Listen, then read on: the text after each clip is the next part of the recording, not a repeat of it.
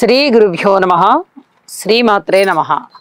మా భక్తి టీవీని ప్రోత్సహిస్తున్నటువంటి మా ప్రేక్షకులందరికీ ధన్యవాదాలు తెలియజేస్తూ 25 మే 2025 నుంచి 31 మే 2025 వరకు గల కాలానికి రాశి ఫలితాలు ఏ విధంగా ఉన్నాయో తెలుసుకుందాము.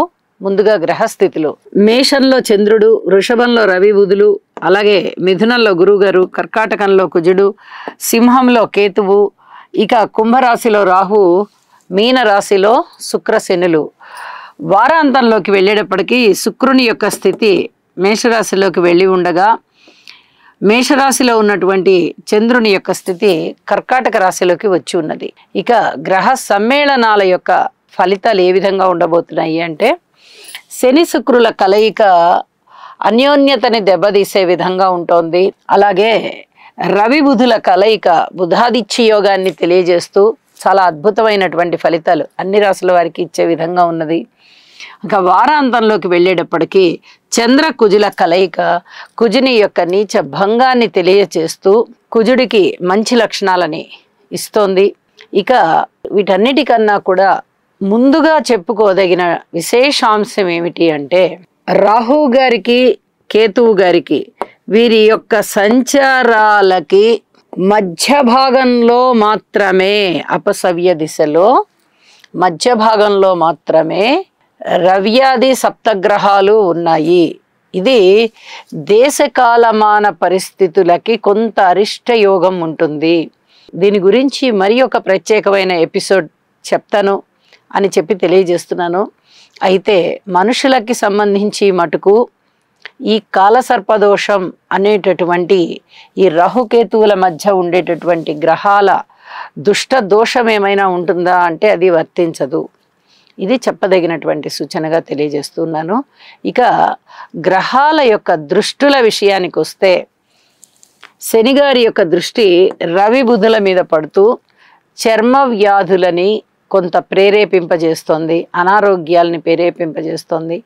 రక్తానికి సంబంధించి కూడా కొన్ని రకాలైనటువంటి జబ్బులు, బాధలు, రోగాలు ఉండేటటువంటి అవకాశాన్ని సూచన చేస్తుంది. ఇక ఏ దృష్టి కూడా రాశి మీదనే తప్ప గ్రహాల మీద లేదు. ఇది చెప్పదగినటువంటి సూచనగా తెలియజేస్తూ ఉన్నాను. శనిగారి యొక్క సప్తమ దృష్టి కానీ, దశమ దృష్టి కానీ, గురుని యొక్క పంచమ దృష్టి కానీ, సప్తమ దృష్టి కానీ, కుజుని యొక్క సప్తమ దృష్టి కానీ, చతుర్థ దృష్టి కానీ రాసుల మీదనే తప్ప గ్రహాల మీద లేవు.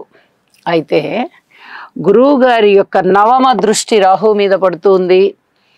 నాస్తిక భావాలని సూచిస్తూ ఉండడానికి అవకాశాలు ఉంటూ ఉంటాయి. అలాగే కుజుని యొక్క 8వ దృష్టి రాహు మీద పడుతూ ఉన్న కారణంగా సర్పదోషం అనేది కూడా ఒకటి ఏర్పడుతూ ఉన్నది. ఎవరి జాతకంలో అయితే సర్పదోష నివారణ చేసుకోకుండా ఉంటారో, అంటే ఆ దోషం ఉన్నవారు నివారణ చేసుకోకుండా ఉంటారో, వారు కుజరాహు స్తోత్రాలు పఠించడం మంచిది అని చెప్పి తెలియచేస్తూ ఉన్నాను. ఇక రాసుల్లోకి వెళ్దాం. తులారాశి వారికి ఈ వారం రోజుల కాలాన్ని గనక మనం పరిశీలన చేసినట్టయితే చాలా చాలా అద్భుతమైన ఫలితాలు, వీళ్ళు పెట్టి పుట్టారు అన్నట్టుగా ఫలితాలు ఉన్నాయి, గ్రహస్థితులు ఉన్నాయి. షష్ఠ స్థానంలో శనిగారు బాగున్నారు, సప్తమ స్థానంలో చంద్రుడు బాగున్నారు, అష్టమ స్థానంలో బుధ ఆదిత్య యోగం బాగుంది. అయితే నవమ స్థానంలో గురువుగారు బాగున్నారు. ఎట్లా చూసినా కూడా 4 గ్రహాల యొక్క ఉనికి చాలా బాగుంది.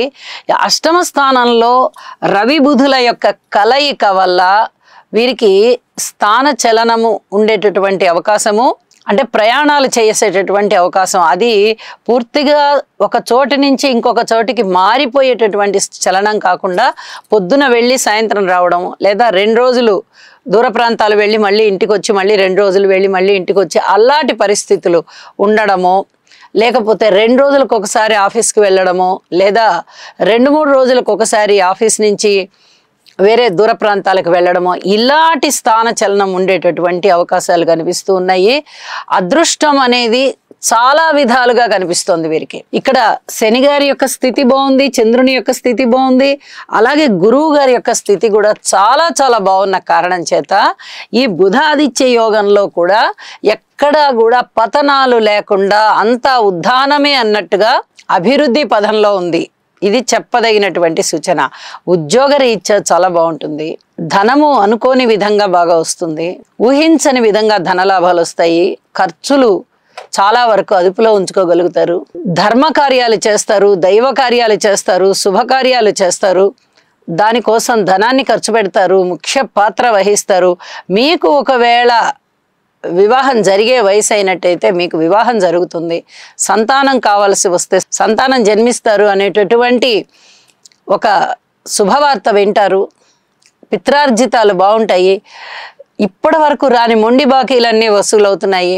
మీ జీవితంలో ఏదైతే ఇది నా ఆశయం అనుకుంటారో మీ జీవిత ఆశయం నెరవేరిపోతుంది. అంత అద్భుతమైనటువంటి పరిస్థితులు ఉంటాయి.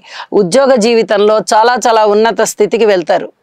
వ్యాపారం రీత్యా మంచి పెట్టుబడులు పెడతారు.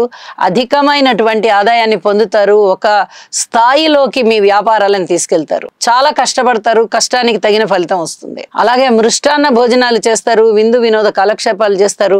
10 మందికి కావలసినటువంటి ఉపయోగకరమైనటువంటి పనులు చేస్తారు.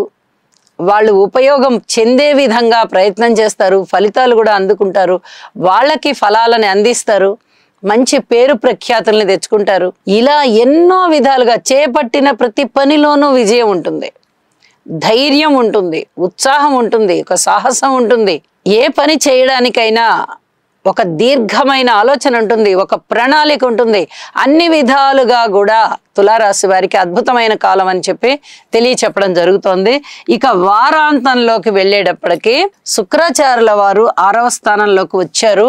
ఇక్కడ అంతగా ఉపయోగపడేటటువంటి పనులు ఏమీ లేవు. అలాగే 9వ స్థానంలోకి చంద్రుడు వచ్చారు. ఇక్కడ కూడా 9మంలో చంద్రుడు అంత పెద్దగా ఉపయోగపడే పనులను ఇవ్వరు. కానీ ద్వితీయాధిపతిని ఇక్కడ నీచభంగం చేస్తున్నారు కాబట్టి అనుకోని విధంగా వచ్చేటటువంటి ధనము ఎక్కడ ఆగకుండా వచ్చేస్తుంది. ఇది చాలా చాలా చెప్పదగినటువంటి సూచనగా తెలియజేస్తున్నాను. విద్యార్థులు బాగున్నారు, ఉద్యోగస్తులు బాగున్నారు, స్త్రీలు బాగున్నారు, అన్నదమ్ముల సహాయ సహకారాలు బాగున్నాయి. అన్ని విధాలుగానూ బాగున్నారనే చెప్పాలి. ఆరోగ్య విషయంలో మటుకు కించిత్ జాగ్రత్త వహించండి. ఏదైనా ఈ చర్మానికి సంబంధించినటువంటి ఎలర్జీస్ ఉన్నట్లయితే కొద్దిగా జాగ్రత్త పడండి అని చెప్పి తెలియజేస్తూ ఉన్నాను. శుభం. శని గ్రహం యొక్క అనుకూలత కొరకు నీలాంజన సమాభాసం రవిపుత్రం యమాగ్రజం ఛాయామార్తాండ సంభూతం తం నమామి శనైశ్చరం. ఓం క్రాం క్రీం క్రౌం సహ శనయే నమః.